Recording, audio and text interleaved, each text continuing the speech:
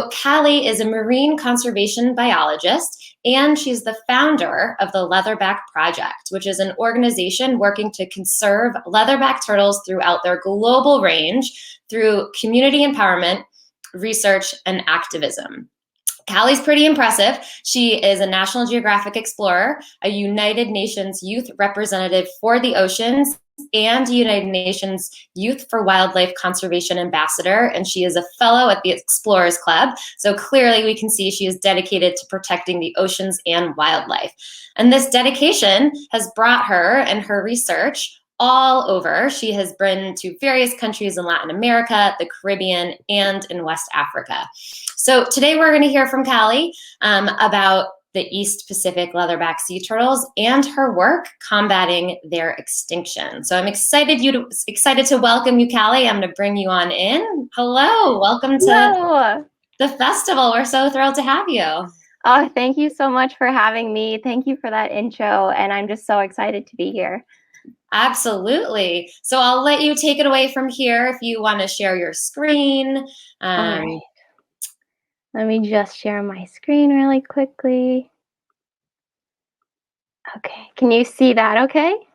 Let me pull it in for us. Yes, beautiful. Okay, so thank you for the invitation to be here, sharing the space with so many inspiring women in science, conservation, and exploration. Looking up to impactful women in the field has undoubtedly steered me along my winding path, and I have such respect for those indomitable women that have opened many of the doors in science and exploration that I know I have simply been able to step through today. So today, I want to share with you the plight of the East Pacific leatherback sea turtle and my efforts, along with those of conservationists throughout the East Pacific, to prevent their extirpation or local extinction. One of the things I love about working with leatherbacks is that they're a flagship species, which basically means that they can act as an ambassador for conservation of the ocean ecosystem as a whole. By studying them and the threats facing their survival, we can open the doors to conversations about some of the greatest threats facing our oceans today, including climate change, pollution, habitat destruction, overfishing, and fisheries bycatch. So to start, I want to share a bit about leatherbacks and why they're so cool and how they play an important role in ocean ecosystems. So leatherbacks, as their name implies, have a soft shell. They are part and the only surviving member of an ancient family of sea turtles called Dermochelidae, or skin-shelled turtles. Leatherbacks are the largest turtle in the world, and they can weigh up to 932 kilograms, or about 2,050 pounds. The largest individual ever found was about 10 feet long, but typically they average between 6 and 7 feet long, which is about 1.8 and 2.2 meters. Leatherbacks have the widest distribution of any reptile on the planet, and this is both geographical and thermal. Leatherbacks are the only species of sea turtle that can withstand non-tropic water temperatures. Most sea turtles you see, they're ectotherms, which means that their body temperature is regulated by that of the environment. Leatherbacks, on the other hand, have been termed gigantotherms. Gigantothermy is a life history characteristic found in large animals like panda and polar bears, and thought to be a characteristic of the dinosaurs. Gigantothermy presents itself as a close arrangement of arteries and veins within the extremities, which allows for heat to be conserved on deep dives or at low or high latitudes.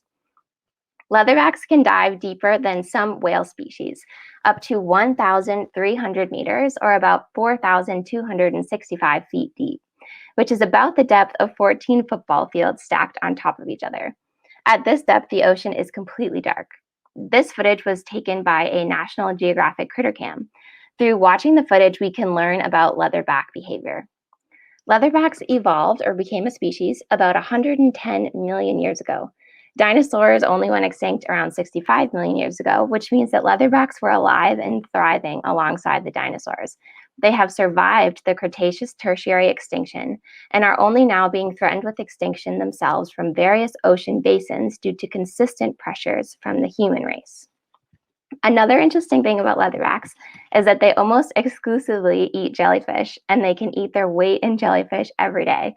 This characteristic makes them a keystone species, as they play a role in controlling jellyfish populations.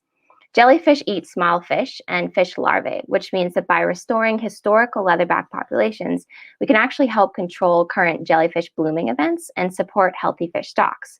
It's also thought that leatherbacks' specialized feeding on this nutrient-poor food source allowed them to persist and not be outcompeted as a species when marine mammals arrived on the ocean scene about 40 million years ago.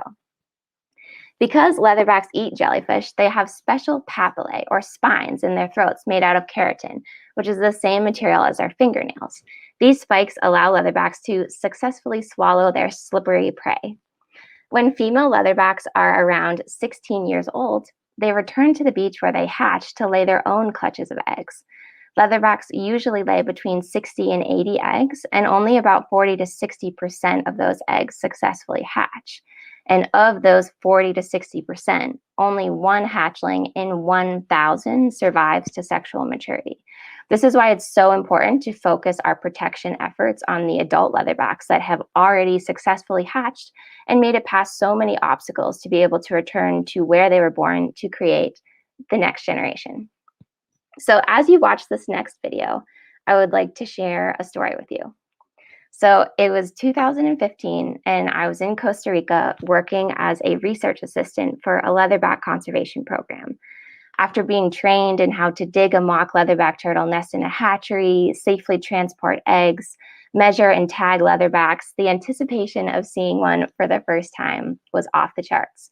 We patrolled the beach in shifts to cover the whole night. And I was sleeping when I heard the words, "Bowla, bowla, bowla," getting increasingly louder outside my window at the nature reserve. Bowla is the Costa Rican Spanish word for leatherback turtle. And you see, I'm a hopeless optimist, and I had already been sleeping in my all-black patrol clothes. So I sprinted out of bed and raced down the beach to find a small group gathered around a nesting leatherback. She was breathing these prehistoric breaths out of any dinosaur movie you've ever seen. I was utterly mesmerized, and knowing how endangered leatherbacks are and watching her return to the ocean, I felt helpless. We were protecting her and her eggs from threats on the beach, but the real threat was out there on the high seas. Would she ever return? This was the only female that I saw during the 3 months I spent there. The conservation program ended that year because there weren't enough individuals to keep the project's funding. I felt like I was witnessing the extinction trajectory of an ancient reptilian population. A fire was lit within me that day, and I wanted to tackle that helpless feeling by taking targeted actions to try to conserve the species. So to gain experience in working with leatherbacks to inform my efforts, I went to Bioko Island, Equatorial Guinea through the Bioko Marine Turtle Program based in West Africa for my master's thesis research, where I was able to see over 200 leatherbacks in 5 months. So in total, there are 7 different subpopulations of leatherback turtles, which are all evaluated separately on the IUCN, or the International Union for the Conservation of Nature's Red List. 2 are listed as data deficient, 1 endangered, and 4 as critically endangered.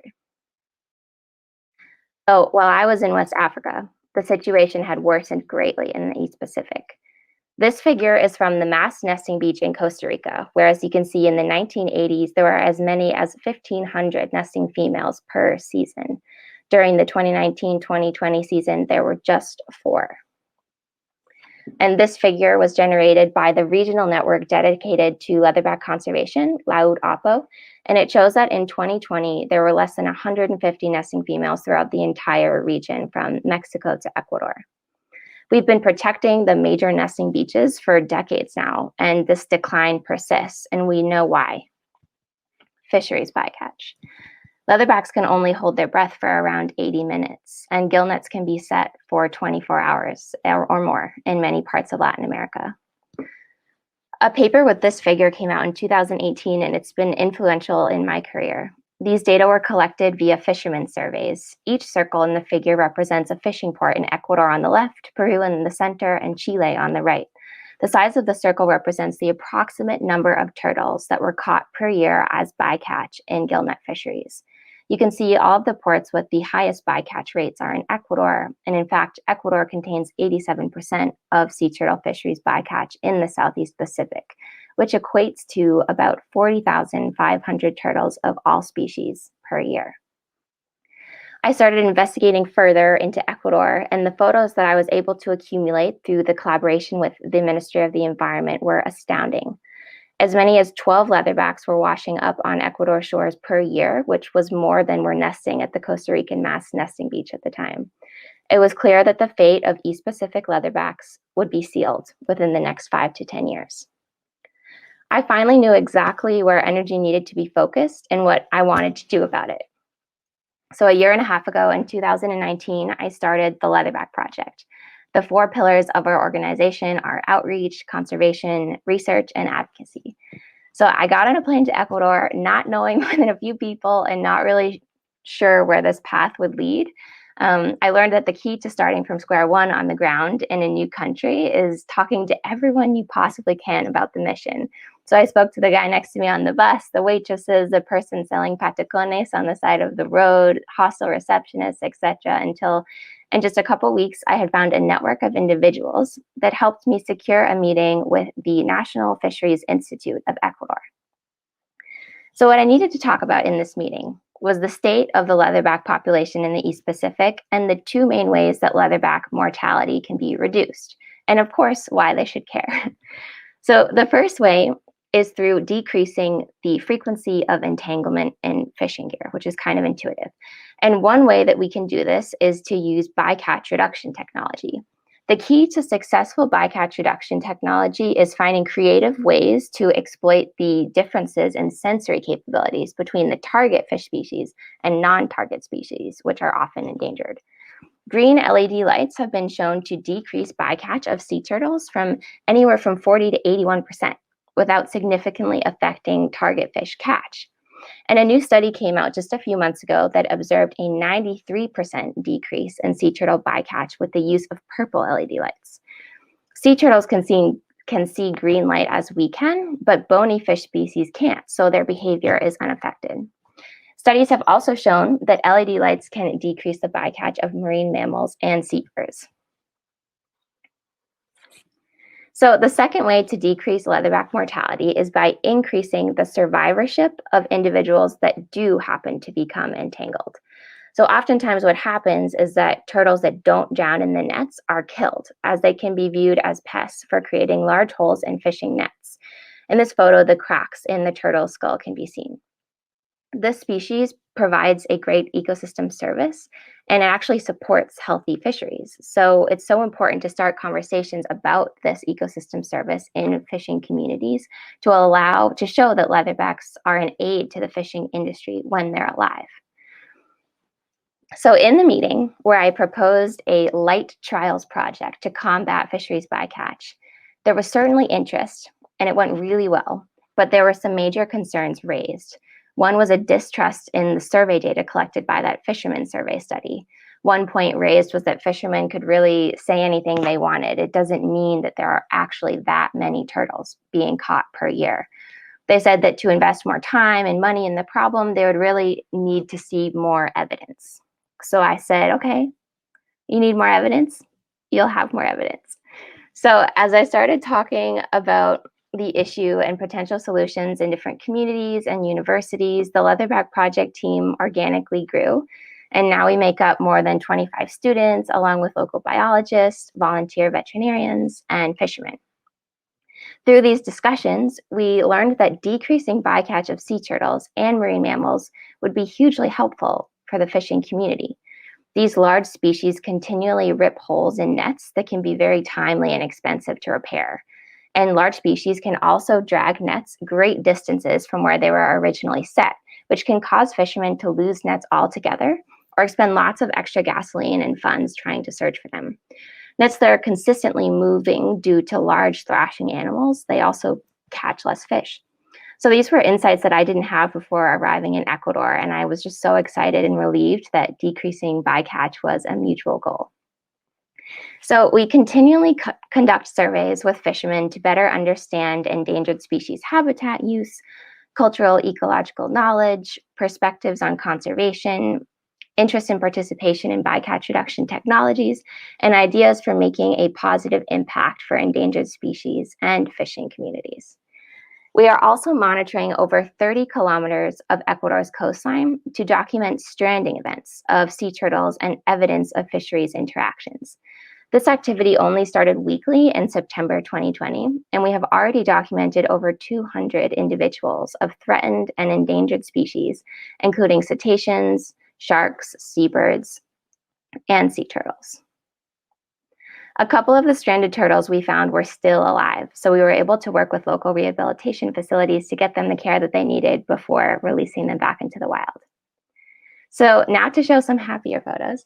Another part of the survey in collaboration with fishermen is to document bycatch and release events. So this is more evidence that we can use to show that bycatch is a serious issue, and also a way that we can create a community of fishermen that are excited to be partaking in the safeguarding of this important species. From these videos, you can also see the painstaking effort it is to try to untangle thrashing turtles using knives on choppy seas. So we are also looking into providing products like sea snips that are titanium scissors with one flat end made specifically for freeing marine life from entanglement. Unfortunately, not all turtles that are released alive will survive. So as you can see here, this turtle likely is partially drowned or just utterly exhausted from the struggle of being entangled. I don't think the audio will work on these videos, but I love to hear the way the fishermen yell at each other to each be more careful with the turtles. These collaborations are simply priceless, and they've already made all of the difference in allowing us to provide enough evidence to get the bycatch reduction technology pilot project that I proposed approved by the National Fisheries Institute and the Ministry of Fisheries. So this now approved project will be a collaboration between fishermen communities, government, technology companies, and international and local NGOs.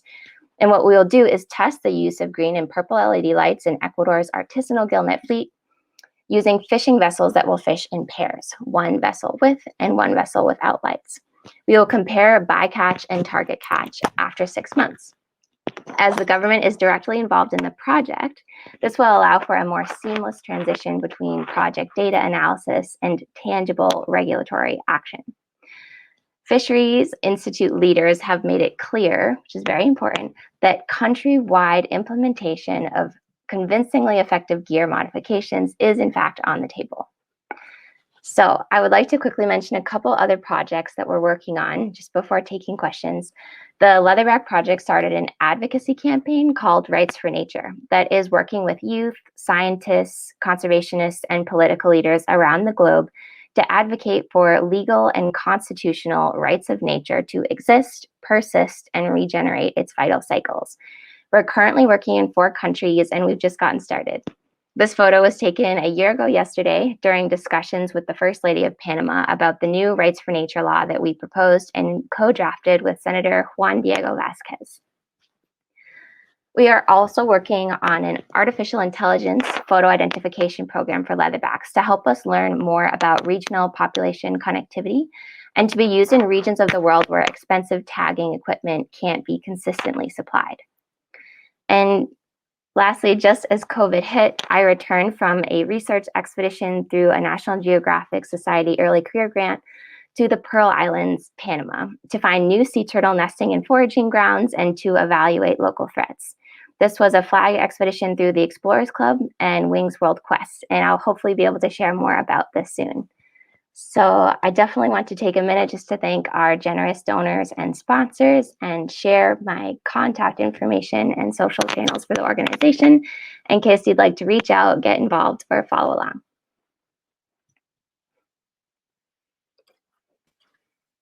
Amazing. We'll leave this up for just a second, Callie, so that people can still see your contacts, and I can put your Twitter and Instagram up as well for us. That was so fantastic, and as always, I learn so much when I hear you speak and how passionate you are. Can you remind us when you actually founded the Leatherback Project? August 2019. So that was not that long ago. And if you think about all the success and all of the accomplishments you've already had within the project, I think it's just absolutely amazing. So I want to congratulate you first on that. And it's so exciting that the progress that you've been able to make, especially in Ecuador, seeing some of those graphs, and that you're already have underway the first project for a 6-month project. So we're excited to see where that leads us. We have quite a few questions that are coming in. So I'm just going to take away this screen share, and I'm going to actually pull the question over so you can see it as well. So our first question is about the LED lights. So can the green LED lights affect nesting behaviors in leatherbacks and or other marine turtles?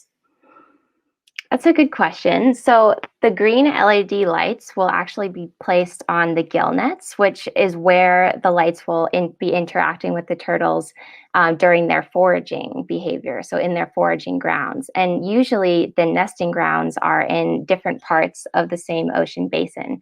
For example, leatherback turtles nest typically most densely between Mexico and Costa Rica along the Pacific coast of Latin America, but they forage more frequently or more densely off the coast of Ecuador, Peru, and Chile.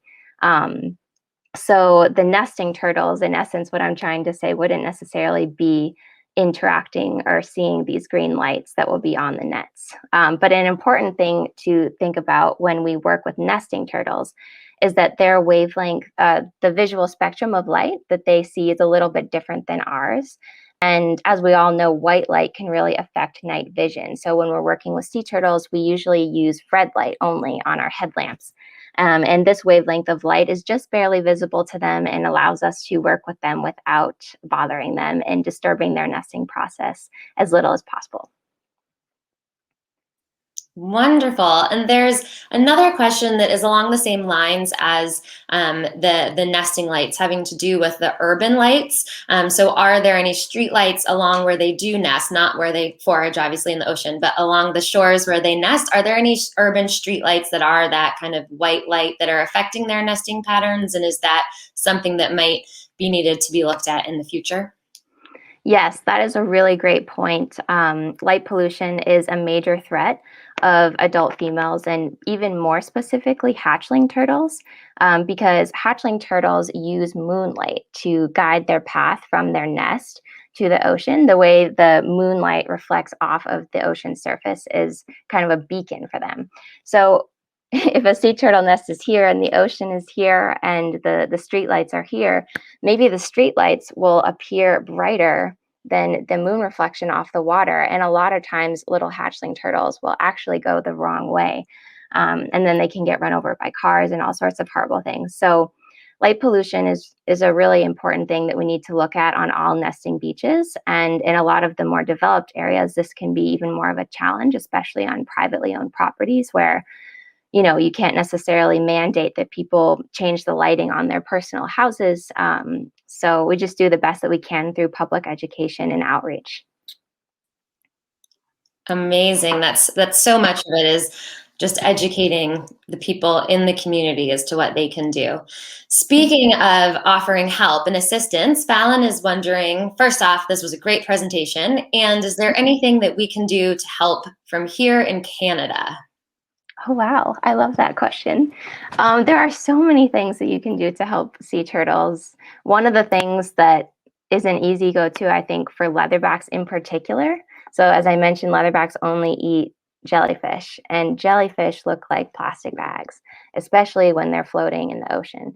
So something that we can really do to help all sea turtle species, and maybe even particularly leatherbacks, is more public awareness and just changes in our behavior on a large scale to deal with our use of single-use plastics. We don't need to use single-use plastic bags, and we need to do something about the fact that they end up in our oceans. So that's definitely something that you can do. And also fundraising events, right? And just outreach campaigns, sharing information about leatherbacks. There are so many people that don't know that leatherbacks are a species of turtles because they don't look like what we typically picture when we think of a sea turtle. So I think public education, outreach, just spreading the word, decreasing our use of single-use plastics, and of course, climate change is a huge influence on the success of sea turtles and just all species of sea turtles and their survivorship in the future. So anything that we can do to help fight the climate crisis is of utmost importance as well. Some of the ways that climate change affects sea turtles is that it affects their sex ratios. So we like to say cool dudes and hot chicks. So if the temperature is above 29.4 degrees Celsius, then the majority of the clutch will be female. And if it's below, it will be male. And right around 29.4, there's a 50-50 split. So as we increase the temperature globally and we skew those ratios more towards female, we're really just, it's uncharted territories. We're not sure how that will happen or what that will exactly do and when it will take an effect on the population and when populations of sea turtles might not be viable anymore. And also increasing temperatures significantly decrease the hatching success of nests. So as I mentioned, for leatherbacks, typically 40 to 60% of a clutch will hatch. But with higher temperatures, that number goes down. It's a pretty linear relationship. So those are two main ways. Oh my goodness. It seems like the turtles have quite a challenge to go from egg to adult. They do, for sure. Um, and that was, Robert had just asked that same question, what impact has global warming had on the population of sea turtles? And I think you just answered beautifully. Is there anything else you have to add to that question? So one other thing, sea level rise and the erosion of coastal nesting habitat is a huge component. This is what I studied for my master's in Equatorial Guinea. I did some sea level rise modeling on 5 nesting beaches just to determine, based on current rates of erosion, what percentage of the current nesting habitat will still be there in 2050, or what about 2100? And it's just not looking good, because what happens is the rate of erosion is occurring much faster than the natural rate of accretion of the vegetation line. So if erosion happens slowly, the vegetation line has a bit of time to evolve as well and catch up. And that beach zoning of wet sand and dry sand and low-lying vegetation and then trees can remain constant. But when erosion happens really quickly, a lot of those zones disappear altogether, and you'll have the high tide line lapping right up against thick trees. And that's where there's no nesting habitat left for sea turtle species. So, yeah. Wow, there's so much that they need assistance with. Is there, I know that your project is called specifically the Leatherback Project, but if there are other sea turtle species that also are needing help out there, would your organization help all sea turtle species, or are you only specifically focused on the leatherback? That's a great question. So I've been trying to say more recently that we're focusing on the leatherback, but conserving the species that we find along the way. So in Ecuador, for example, the project I spoke about in reducing fisheries bycatch has a whole other half to deal with shark bycatch reduction. So we're working in the gillnet fishery for sea turtles and the longline fishery for sharks. And this was just, something we could roll into this major bycatch reduction project. So what we're doing in the longline fishery is placing these little devices called shark guards, and they're actually a electroreception disruptor. And sharks have this unique electroreception ability. And so it overstimulates them when it's placed on a hook of a long line. So the shark approaches the hook, and then it gets immediately deterred and does not bite the bait. And so this is another type of technology that we are using in Ecuador that will help specifically 9 species of endangered or critically endangered shark species that we're targeting. And then in Panama, the expedition that I just returned from right before COVID hit, we were looking for leatherback sea turtles nesting and foraging, and we did find some foraging individuals, but we actually found nesting grounds for 3 other species that we didn't expect to find: hawksbills, greens, and olive ridley turtles. And so our efforts there, we just got a permit for the next 3 years to continue going there, and our work there will be focused on those 3 species and less so on the leatherback. Wonderful. Well, thank you so much, Callie. It has been inspiring to hear from you and all of the work and accomplishments you have made in such a short time with your organization as well. It's truly amazing. And we look forward to having you back on in the future to learn more about the current projects and the ones you have coming up as well. Oh, thank you so much for having me and for hosting this amazing weekend.